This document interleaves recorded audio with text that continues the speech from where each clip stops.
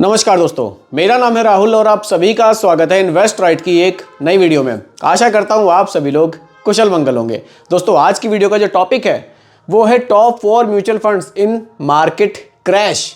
इस market crash के दौरान कौन से वो टॉप के 4 म्यूचुअल फंड्स हैं जिनमें हम पैसा निवेश कर सकते हैं।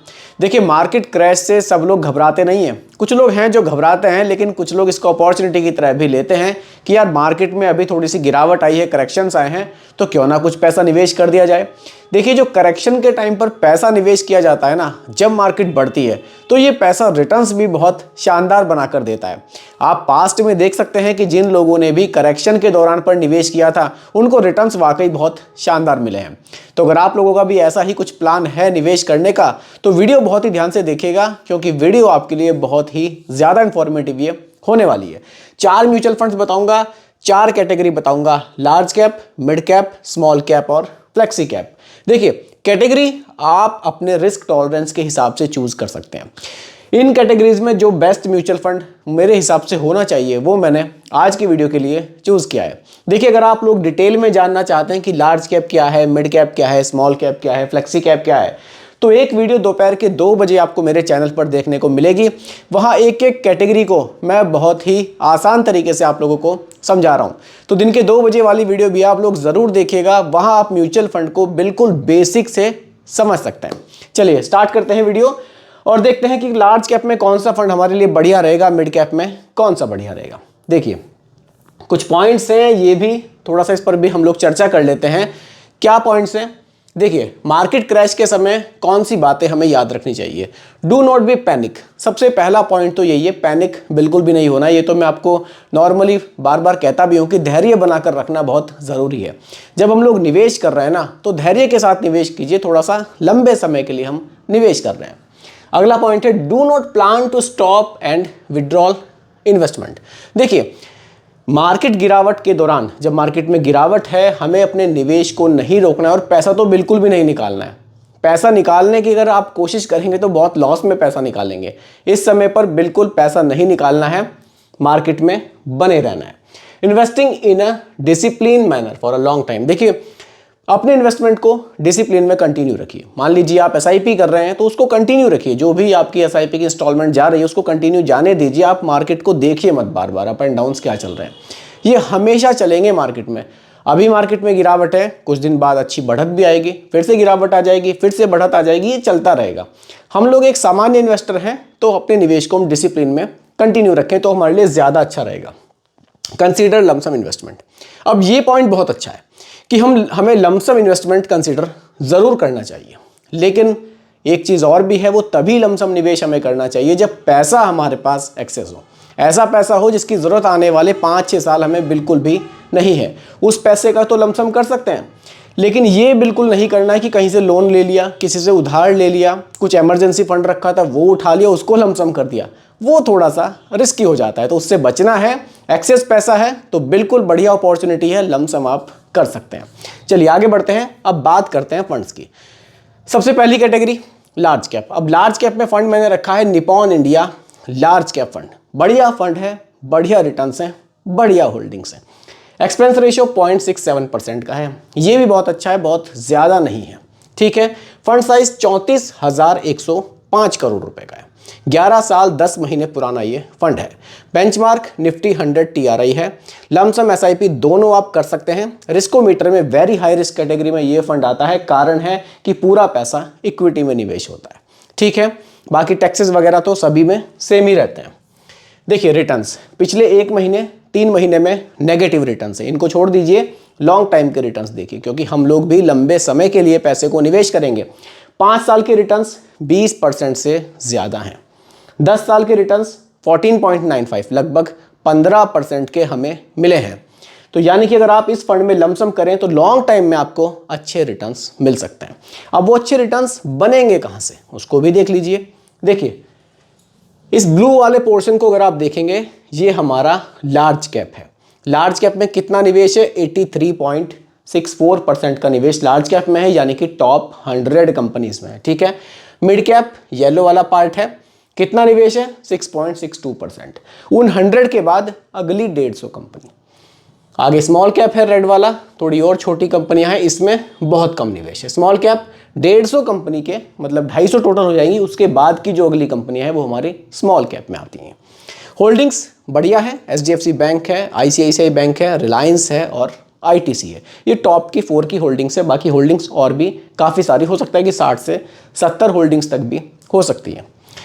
बाकी सेक्टर्स हैं, फाइनेंस है, एनर्जी है, टेक्नोलॉजी है, कंज्यूमर स्टेपल्स है। ठीक है, ये हमारा लार्ज कैप फंड था। अगर आप थोड़ा सा इक्विटी में कम रिस्क लेना चाहते हैं तो लार्ज कैप में आप लमसम कर सकते हैं।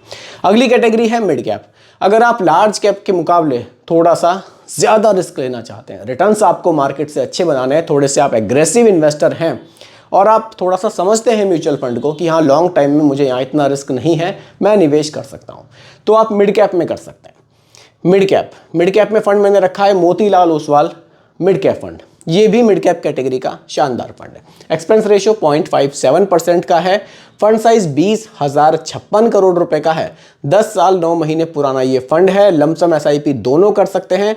बेंचमार्क इसका निफ्टी मिड कैप 150 TRI है। ठीक है, आगे बढ़ते हैं। रिटर्न्स देख लीजिए, 1 महीने 3 महीने के, 3 महीने में तो बल्कि पॉजिटिव हैं। पिछले 1 महीने में नेगेटिव रिटर्न्स हमें मिले हैं, लेकिन 5 साल के रिटर्न्स देखेंगे 33% से भी ज़्यादा हैं।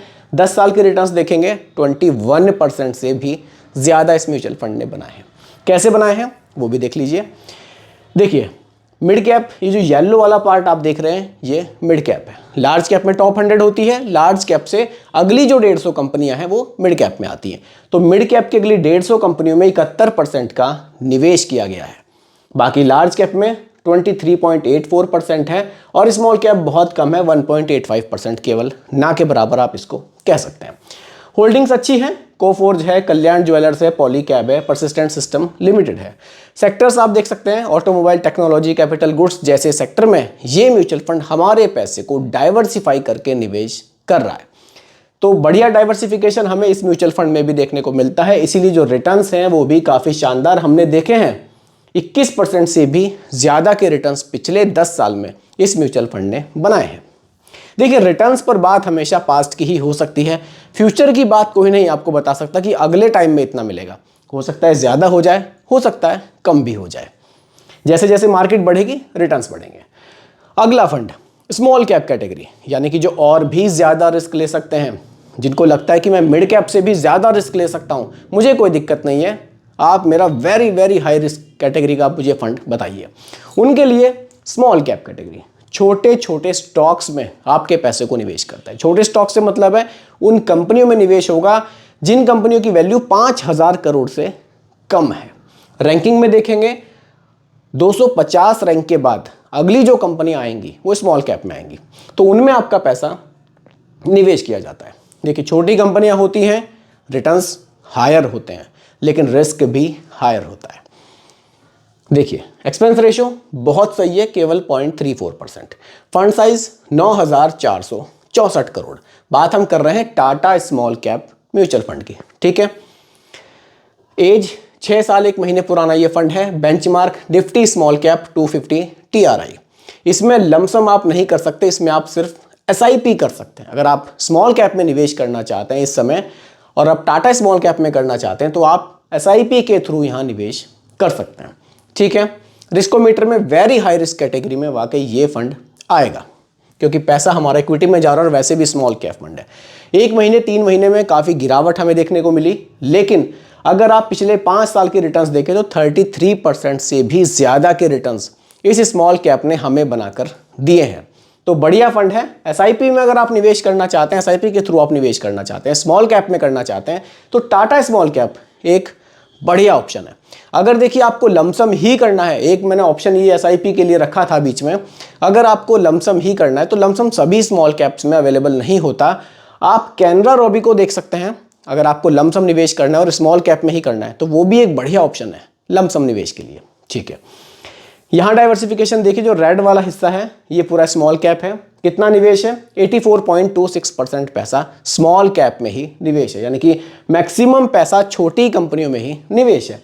बाकी मिड कैप में है 7.98%। होल्डिंग्स BASF है, किर्लोस्कर है, क्विस कॉर्पोरेशन है, IDFC फर्स्ट बैंक है। इस तरह की ये हमारे होल्डिंग्स हैं, जो फंड्स हैं हमारे, उसमें जो स्टॉक्स में पैसा निवेश है। सेक्टर्स हमारा फाइनेंस का है, केमिकल है, सर्विसेज है और कैपिटल गुड्स है। और भी सेक्टर्स हैं, टॉप की 4 होल्डिंग्स और टॉप के 4 सेक्टर्स में आपको दिखा रहा हूँ। अगला फंड फ्लेक्सी कैप कैटेगरी। देखिए, large cap, mid cap, small cap हमने देखा। फ्लेक्सी कैप में क्या है कि फंड मैनेजर को फ्लेक्सिबिलिटी है कि मार्केट कंडीशन चेंज हो रही है तो वो भी अपनी होल्डिंग्स को चेंज कर सकते हैं। वो लार्ज कैप में एलोकेशन बढ़ा सकते हैं, कभी मिड कैप में बढ़ा सकते हैं, कभी स्मॉल कैप में भी बढ़ा सकते हैं। यानी कि यहाँ सेबी की तरफ से कोई इनके ऊपर बाउंडेशन नहीं है, इसलिए इसका नाम फ्लेक्सी कैप कैटेगरी है कि फंड मैनेजर को फ्लेक्सिबिलिटी दे दी कि भैया आप अपने स्किल्स के हिसाब से निवेश कीजिए, जितनी आपको जानकारी है उसके हिसाब से आप मार्केट में निवेश कीजिए और अपने इन्वेस्टर्स को रिटर्न्स बना कर दीजिए। ठीक है, फंड हमने रखा है JM flexi cap. Expense ratio 0.42% का है। फंड साइज 4722 करोड़ रुपए का है। 11 साल 10 महीने पुराना ये फंड है। रिस्कोमीटर में देखेंगे वेरी हाई रिस्क कैटेगरी में आएगा क्योंकि पैसा यहां भी इक्विटी में निवेश है। ठीक है, 1 महीने 3 महीने के रिटर्न्स देखेंगे नेगेटिव दिखेंगे, लंबे टाइम के रिटर्न्स देखेंगे पॉजिटिव दिखेंगे। 5 साल में 25% से ज़्यादा के रिटर्न्स, 10 साल में 18% के आसपास के रिटर्न्स हैं। ठीक है, देखिए अब यहाँ पैसा, ये जो ब्लू वाला पोर्शन आप देख रहे हैं, क्योंकि यहाँ बाउंडेशन नहीं है, आप लार्ज कैप में ज़्यादा रख लीजिए, चाहे मिड कैप में ज़्यादा रख लीजिए, चाहे स्मॉल कैप में रख लीजिए। यहाँ 45% के आसपास जो पैसा है वो लार्ज कैप में रखा गया है, यानी कि टॉप 100 कंपनीज में। ठीक है, मिड कैप में रखा गया है 12.91% और स्मॉल कैप में भी यहाँ काफ़ी बड़ा पोर्शन रखा गया है 38.95% का। तो स्मॉल कैप को भी काफ़ी यहाँ रखा गया है ताकि हमारे रिटर्न्स को थोड़ा सा बढ़ाया जा सके। हालांकि स्मॉल कैप को ज़्यादा रखने से पोर्टफोलियो थोड़ा सा रिस्की हो जाता है, लेकिन अगर फंड मैनेजर स्मॉल कैप में ही अच्छे स्टॉक्स में पैसा लगा दें तो रिस्की भले ही हो थोड़ा सा, लेकिन रिटर्न्स भी आपको लॉन्ग टाइम में काफ़ी शानदार मिल सकते हैं। तो उसी हिसाब से यहाँ फंड मैनेजर ने पोर्टफोलियो बनाया है। टॉप की होल्डिंग्स है, एचडीएफसी बैंक है, आईसीआईसी बैंक है, स्टेट बैंक ऑफ इंडिया है और इन्फोसिस लिमिटेड है।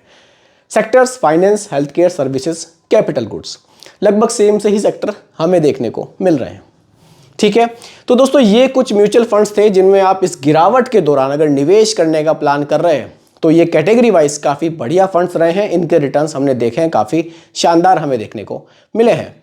दोस्तों इस चीज़ को ज़रूर ध्यान रखिएगा, जो दोपहर के 2 बजे वाली वीडियो है उसको अगर आप देखेंगे तो जो म्यूचुअल फंड के बेसिक्स हैं जिनमें लोग कंफ्यूज रहते हैं तो वो आपको काफ़ी हद तक क्लियर हो जाएंगे। उस वीडियो को बिल्कुल भी मिस मत कीजिएगा। कल भी आपको दोपहर के 2 बजे मिड कैप के ऊपर एक वीडियो मिलेगी कि मिड कैप म्यूचुअल फंड्स क्या होते हैं।